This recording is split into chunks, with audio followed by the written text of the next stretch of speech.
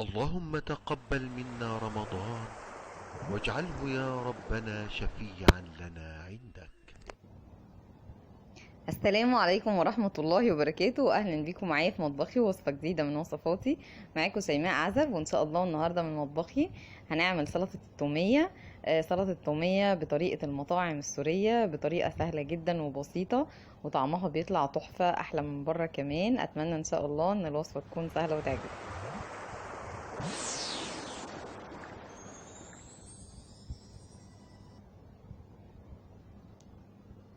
اول حاجه معايا للمكونات: ربع كوبايه من الزيت، نص كوبايه من الميه، معلقتين كبار من النشا ممسوحين، نص معلقه صغيره من الثوم المفروم، معلقه صغيره عصير ليمون، معلقه صغيره خل، ملح وفلفل، ومعلقتين كبار من المايونيز.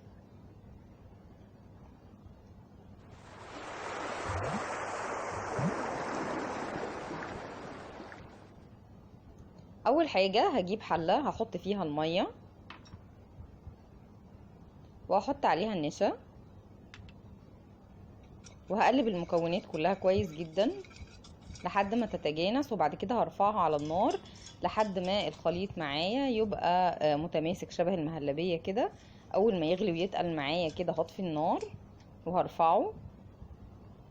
بعد كده في الكبة بتاعتي هحط الخليط اللي انا عملته، خليط المية والنشا،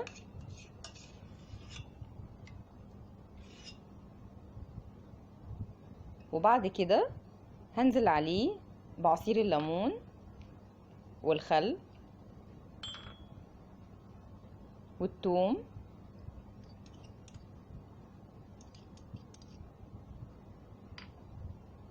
والملح والفلفل والمايونيز،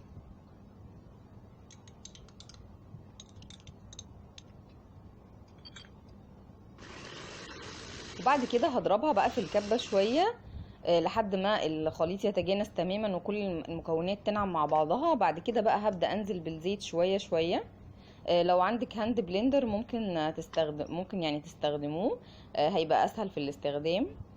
بس بفضل اضربه بقى كده واحط الزيت شويه بشويه لحد ما الخليط يبقى معايا كريمي بالشكل ده. ده كده بيبقى شكلها شكل سلطه التوميه، سهله جدا جدا وبسيطه. يعني ممكن نستخدمها مع اكلات كتير جدا، زي الشاورما والشيش طاووق و حاجات كتير بتبقى حلوه جدا معاها، والكفته في السندوتشات كمان بتبقى حلوه جدا. اتمنى ان شاء الله ان الوصفه تكون عجبتكم، وما تنسوش تعملوا لايك وشير، والف هنا والسلام عليكم ورحمه الله وبركاته.